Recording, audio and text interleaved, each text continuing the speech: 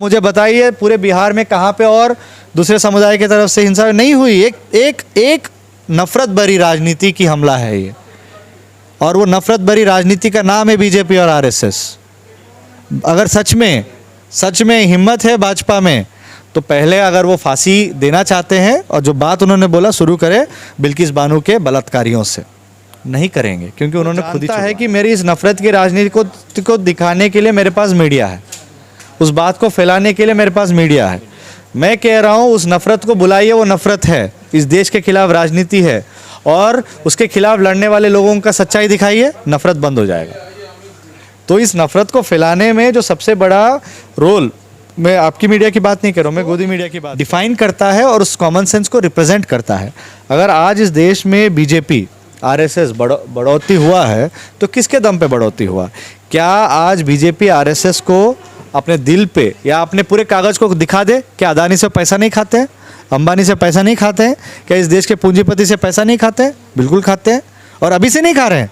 पहले 1947 से पहले अंग्रेज थे, उन्होंने दो काम किया, इस देश का बंटवारा किया धर्म के आधार पे, और इस देश को ईस्ट इंडिया कंपनी के मुनाफे के लिए बेच दिया।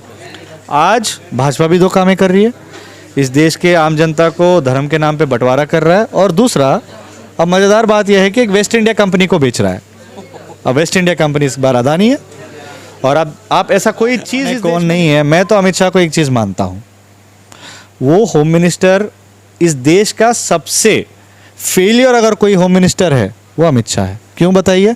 उनके मिनिस्ट्री में रहते हुए कितने सारे इस देश में लॉ एंड ऑर्डर के इश्यूज आए हैं, वो कभी इस्तीफा दिए हैं? अरे वो देश को बदलना चाहते हैं, वो देश में मॉडल सेट करना चाहते हैं कि बीजेपी गवर्नेंस का है। वो होम मंत्री रहते हुए इतने सारे सीए का बंटवारे के राजनीति लाए, आंदोलन हुए, जो लोग दिल्ली में दंगे उनके सामने, उनके नाक के बीकॉम, बीएससी, एमए, एमकॉम करें विश्व की सबसे बड़ी यूनिवर्सिटी इग्नू से। सॉल्व असाइनमेंट्स और गाइड बुक्स प्राप्त करें। संपर्क करें Mahakal computers, DAV PG college के पास, पंच मंदिरा मोड़ से दाहिने, सिवान।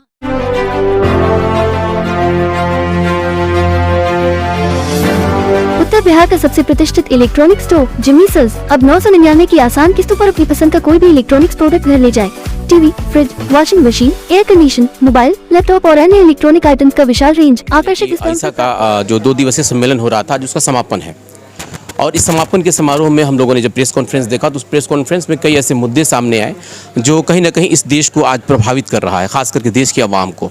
हमारे साथ इनवाला जी हैं जो कि इसके नेशनल प्रेसिडेंट भी हैं शादाब। मैं इनसे कुछ जानने की कोशिश करूंगा कि जिस तरीके से एक तरफ जहां सांप्रदायिकता के तहत पूरे देश को चलाने की कोशिश हो रही है, वहीं कई ऐसे जो है कि लोग इस बात को समझ नहीं पा रहे हैं, लोग इस बात को समझने की कोशिश कर रहे हैं कि जो लेफ़्ट और राइट की जो परिभाषा है उस पर राइट कहाँ है और लेफ़्ट कहाँ है, और इन सारी चीज़ों को आज हम समझ। धन्यवाद सर, ये 2 दिनों का जो सम्मेलन आप लोगों ने किया खास करके सिवान में, इसका सिवान में करने का क्या मकसद रहा? सिवान हमारे लिए खास जगह है, खासकर आईसा के लिए। ये हमारे चंदू की धरती है, और चंदू और श्याम नारायण यादव और तमाम शहीदों का धरती है। और जिस बात के लिए चंदू अपने जीवन में छात्रों के लिए उद्देशित एक राजनीति का संकल्पना किया, कि कहते हुए कि छात्र अपने जीवन में खाली पढ़ाई लिखाई नहीं बल्कि वो पढ़ाई लिखाई के साथ समाज के अंदर बदलाव के लिए लड़ना है, और उसी बात को जीते हुए उन्होंने अपनी शहादत याद दी। तो आज हमारे लिए गर्व की बात है कि सिवान में हमने संकल्प लिया कि आज जो अदानी की सरकार है दिल्ली में, उसको बदलने का समय और उसको घर भेजने का समय आ चुका है। इस बात के लिए क्योंकि 1947 से पहले अंग्रेज थे, उन्होंने दो काम किया, इस देश का बंटवारा किया धर्म के आधार पे, और इस देश को ईस्ट इंडिया कंपनी के मुनाफे के लिए बेच दिया। आज भाजपा भी दो कामें कर रही है, इस देश के आम जनता को धर्म के नाम पे बंटवारा कर रहा है, और दूसरा अब मज़ेदार बात यह है कि एक वेस्ट इंडिया कंपनी को बेच रहा है। अब वेस्ट इंडिया कंपनी इस बार अदानी है, और अब आप ऐसा कोई चीज़ इस देश में नहीं बचा है, सिर्फ फ्लेवर चेंज हुआ, नाम चेंज हुआ है। और मज़ेदार बात, अंग्रेजों के साथ देने वाला कौन थे? संघ के लोग थे, तो वो तो अपने लेगेसी को आगे बढ़ा रहे हैं। तो भाई अगर भाजपा और आरएसएस अपने अंग्रेजों का लेगेसी को आगे बढ़ा रहे हैं, तो हम छात्र हैं, भगत सिंह के वारिस हैं, हम अपने लेगेसी को क्यों नहीं आगे बढ़ाएंगे? हम अपने देश की आज़ादी के लिए हमारे पूर्व शहीदों ने लड़ा, और अपना देश अंबेडकर और भगत सिंह के सपनों का देश आया, आज जब उसके ऊपर हमला है, हम भी तो अपने विरासत को आगे बढ़ाएंगे, हम भी तो अपने विरासत के लिए लड़ेंगे। बालाजी, हम एक बात यहाँ समझना चाहेंगे कि जब लेफ्ट की और राइट की बात चलती थी तो आज लेफ्ट भी अपने जगह पे है, लेकिन जो राइट विचारधारा के लोग हैं आज वो इस देश के ऊपर पूरी तरीके से काबिज हो चुके हैं। तो कहाँ आप लोग गलती किए कि आप लोग बिल्कुल पिछड़ते जा रहे हैं और वो विचारधारा जो कहीं ना कहीं देश को, जैसे आप लोग बताते हैं कि देश को बहुत नुकसान हो रहा है इससे, वो आगे बढ़ रही है, कहाँ दिक्कत कहाँ रह रही है? बात गलती की नहीं है। इस देश में आपको चुनाव लड़ना है कोई जगह पे, जिस तरीके का सिस्टम बनाया गया है, आपको लगता है कोई आम गरीब इंसान चुनाव ईमानदारी से लड़ पाएगा? अब तो नहीं, बिल्कुल अब तो नहीं, पहले भी नहीं लड़ पाते थे, नहीं, अब तो बिल्कुल भी नहीं। अब तो बिल्कुल भी नहीं। तो जिस मजदूर, जिस किसान, जिस गरीब तबके, जिस पिछड़े तबके के लोग हमारे पार्टी में हैं और हमारे आंदोलन में हैं, वो अगर मान लीजिए चुनाव लड़ना चाहते हैं, उनके खिलाफ क्या होता है? मुकदमे होते हैं, उनको जेल भेज दिया जाता है, या उनको चुनाव से रोकने के लिए कि उसके सामने मैं नीतियों की बात कर रहा हूँ, नीतियों की बात। उदाहरण यहीं से दे रहा हूँ आपको, एक मिनट मुझे सुनने का धैर्य रखना पड़ेगा। उनके खिलाफ एक पूंजीपति को या पैसे वाले को खड़ा कर देंगे या कोई सामंती को खड़ा कर देंगे कि भाई इसको हरा दो। ये नीति और ये सोच आया कहाँ से? ये नीति और सोच वहाँ से आया जो समाज की कॉमन सेंस है, और राइट विंग जो है उस समाज की कॉमन सेंस को डिफाइन करता है और उस कॉमन सेंस को रिप्रेजेंट करता है। अगर आज इस देश में बीजेपी आरएसएस बढ़ोतरी हुआ है तो किसके दम पे बढ़ोतरी हुआ? क्या आज बीजेपी आरएसएस को अपने दिल पे या अपने पूरे कागज़ को दिखा दे? क्या अदानी से पैसा नहीं खाते हैं, अंबानी से पैसा नहीं खाते हैं? क्या इस देश के पूंजीपति से पैसा नहीं खाते हैं? बिल्कुल खाते हैं, और अभी से नहीं खा रहे हैं, पहले से खा रहे हैं। तो इसका मतलब आप कॉरपोरेटों का पैसा लिए, अपने पार्टी को आगे बढ़ाया, पूंजीपतियों को लड़ाया, और पूरे बिहार में, पूरे उत्तर प्रदेश में और जहाँ पे भी देख लीजिए, जो जातिवादी व्यवस्था को मानते हैं उनको चुनाव लड़वाएं, जिनके पास हज़ारों एकड़ भूमि है उनको चुनाव लड़ाया और जिताया। तो जाहिर सी बात है आपकी सरकार उन्हीं के लिए काम करेगा, और जो भी उसके खिलाफ बोलेगा उनकी क्या होगी? हत्याएं होगी। तो मैं आपके सवाल, मेरा सवाल वही है सर कि विचारधारा की बात थी, एक लेफ्ट और एक राइट की जो विचारधारा थी, तो राइट वाले अपना बिल्कुल विचारधारा फैला करके पूरे देश में काबिज हो गए, और आप लोग जो लेफ्ट वाले थे अपनी विचारधारा क्यों नहीं फैला पाए लोगों तक? फैला पाए, इसीलिए तो हम जिंदा हैं, इसीलिए तो आज फिर बिल्कुल पिछड़ रहे हैं। नहीं, पिछड़ नहीं रहे। आप मुझे बता दीजिए पिछले 9 साल में जितने जन आंदोलन हुए इस बीजेपी सरकार के खिलाफ, कौन लड़ा? किसान आंदोलन, लाल झंडा। समझिए, देश में हम राजनीति को क्या समझते हैं? क्या चुनाव समझते हैं या अपने जीते मरने सवालों को लड़ना समझते हैं? अगर हम चुनाव ही समझ रहे हैं तो ठीक है, हमारे पास पैसा नहीं है तो हम जीत नहीं पा रहे हैं। अगर आप जीते मरने वाले सवाल समझ रहे हैं तो आज भी देश में जब दलितों पे हमला होता है, जब महिलाओं पे हमला होता है, जब भूमिहीन किसानों के ऊपर हमला होता है, जो जिसके पास भूमि है उसको छीने जाता है, उसके ऊपर हमला होता है, जब कॉरपोरेट टेक ओवर होता है संस्थाओं को, लड़ने वाले लोग कौन है? वामपंथ है। तभी तो हम लोगों को अर्बन नक्सल बोलते हैं, तभी तो हम लोगों को नर्बल नक्सल बोलते हैं। कहते हैं नहीं कहते हैं? 2015 छात्र आंदोलन 2015 में जो फेलोशिप के खिलाफ दिल्ली में हुआ, कौन लड़ा? ऐसा वामपंथ। 2016 में जेएनयू पे हमला हुआ, क्यों हुआ? आपको भी पता है, हमें भी पता है। अर्बन नक्सलवाद तो देश के प्रधानमंत्री कहते हैं, बाकी लोग तो शायद नहीं कह पाते इस बात। मैं कह रहा हूँ, मैं वो आपके जवाब की तरफ में आ रहा हूँ। मैं क्यों? तो देश में जीने मरने वाले सवाल, डिग्निटी का सवाल, आत्मसम्मान का सवाल, न्याय का सवाल, हर सवाल में आगे रहने वाले पार्टी कौन है? आगे रहने वाला विचारधारा कौन है?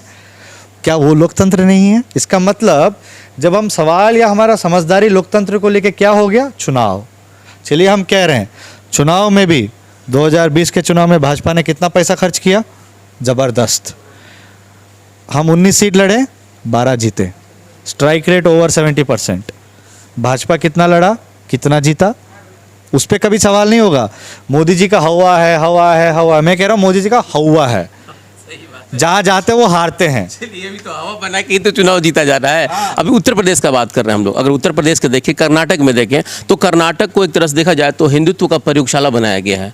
जिस तरीके से हिजाब की बात हो रही थी, बच्चों जो शिक्षा में आरक्षण की बात हो रही थी, या एक तरह से देखा जाए तो माहौल वहाँ पे सांप्रदायिक बना दिया गया था।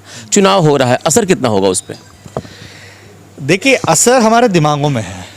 अगर हम वो असर करना बंद कर देंगे तो असर होगा ही नहीं। वो दरअसल क्या है कि जो नफरत करता है वो जानता है कि मेरी इस नफरत की राजनीति को दिखाने के लिए मेरे पास मीडिया है, उस बात को फैलाने के लिए मेरे पास मीडिया है। मैं कह रहा हूँ उस नफ़रत को बुलाइए, वो नफ़रत है, इस देश के खिलाफ राजनीति है, और उसके खिलाफ लड़ने वाले लोगों का सच्चाई दिखाइए, नफ़रत बंद हो जाएगा। तो इस नफ़रत को फैलाने में जो सबसे बड़ा रोल, मैं आपकी मीडिया की बात नहीं कर रहा हूँ, मैं गोदी मीडिया की बात कर रहा हूँ, जो कॉरपोरेट के पैसा से चल रहा है। और कॉरपोरेट के पैसा से इसलिए चल रहा है क्योंकि उनको पता है कि जनता को तुम बांट के रखो, हम अपना मुनाफा बनाते रहेंगे। तो जब तक जनता के बीच में सच्चाई जाने का कोई प्रक्रिया नहीं है, तब तक जनता उस झूठ को खरीदता है, सच मानती, क्योंकि उनके पास विकल्प नहीं है जानने का। अच्छा, हम सर उत्तर प्रदेश की बात करेंगे, जिससे अभी आपने देखा कि 15 तारीख को वहाँ पे पूर्व सांसद अतीक अहमद और पूर्व विधायक अशरफ साहब की मतलब हत्या कर दी गई, जिसको कुछ लोग सरकारी प्रायोजित जो है कि हत्या मान रहे हैं। और एक तरह से देखा जाए तो इतिहास में पहली बार इस तरह हुआ है कि लाइव टेलीकास्ट करके माइक लगा हुआ है और उसके बाद हत्या हो जा रही है। इसको किस नज़र से आप लोग देखते हैं? देखिए, उत्तर प्रदेश में 2 हत्याएं हो रही हैं, एक लोकतंत्र का और एक कानून व्यवस्था का। अब जो हत्या है, जिस तरीके से आतिक का मान लीजिए कोर्ट ने एक निर्णय लिया, उनको दोषी पाया, उनको सज़ा मिला, सब चीज़ है, और उसके बाद पुलिस के मौजूदगी में उन पे हमला हुआ। और ये हमला पहली बार नहीं है, इससे पहले आपको याद होगा उत्तर प्रदेश में एक एप्पल एम्प्लॉय, मैं उनका नाम भूल रहा हूँ, कोई तिवारी है उनका नाम, उनकी हत्या हुई। योगी आदित्यनाथ उनके परिवार से मिले थे उससे, उसके बाद कई सारे ऐसे ही लोगों को, अलग अलग समुदाय के लोगों की हत्याएं हुई। अभी की बात है, मैं कल की खबर में पढ़ रहा था, कोई उत्तर प्रदेश में और एक जगह पे इस तरीके का हत्या हुई। तो दरअसल ये जो एक बार कोई भी सरकार इस तरीके का परंपरा को बढ़ावा देता है, वो कोई एक धर्म या कोई जाति पे नहीं रुकता, एक समुदाय पे नहीं रुकता, आपके घर आएगा, वो हर घर आ चुका है। कन्हैया कुमार ने एक ट्वीट किया है अमित शाह को लेकर के कि यही अमित शाह जो तड़ी पार है, अगर उस वक्त बंदूक की राज होती तो शायद कि वो नहीं रहते, कानून की राज थी तो आज देश के गृह मंत्री बने हुए। इसमें क्या कहना है आप लोग? मेरा नाम एनसाई बालाजी है, मैंने को ट्वीट नहीं किया, शायद जिन्होंने ट्वीट किया उनसे पूछ लीजिए। नहीं, इस ट्वीट को आप, चलिए कन्हैया कुमार को वहाँ से हटा दीजिए, लेकिन इस ट्वीट की परिभाषा को तो कुछ बता सकते हैं ना? तो जिन्होंने ट्वीट किया वो बताएंगे ना, तड़ी पार कौन है कौन नहीं है। मैं तो अमित शाह को एक चीज़ मानता हूँ, वो होम मिनिस्टर, इस देश का सबसे फेलियर अगर कोई होम मिनिस्टर है वो अमित शाह है। क्यों बताइए? उनके उनके मिनिस्ट्री में रहते हुए कितने सारे इस देश में लॉ एंड ऑर्डर के इश्यूज आए हैं, वो कभी इस्तीफा दिए? अरे वो देश को बदलना चाहते हैं, वो देश में मॉडल सेट करना चाहते हैं कि बीजेपी गवर्नेंस का है।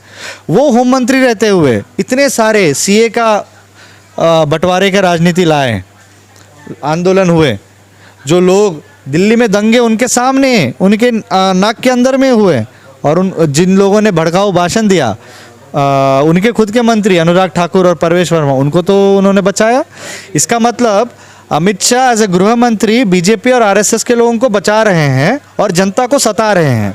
तो क्या अमित शाह गृह मंत्री भाजपा के लिए हैं या इस देश के लिए हैं? अगर इस देश के लिए हैं तो फेल हुए हैं, अगर भाजपा के लिए तो सक्सीड हुए हैं। बिहार में भी अभी रामनवमी के जुलूस को जिस तरीके से बिहार शरीफ, नालंदा, सासाराम में जो मामला देखने को मिला, जो दंगा वहाँ पे हुआ, और नालंदा में जब जनसभा को संबोधित कर रहे थे अमित शाह जी, तो उन्होंने कहा कि मेरी सरकार आएगी तो दंगाइयों को उल्टा लटका देंगे। तो शुरुआत अपने पार्टी के लोगों से करें। 11 लोगों की गिरफ्तारी हुई, और अपने पार्टी के लोग जितने सारे दंगाई है, मैं आपको एक दंगाई का नाम बोलूँगा, ज़रूर इसके बारे में आप लिखिए और बोलिए। जो बिल्किस बानो का बलात्कार किए लोगों ने, जो जेल का सज़ा काटे हैं, उनको बचाने वाली सरकार का नाम क्या है? भाजपा।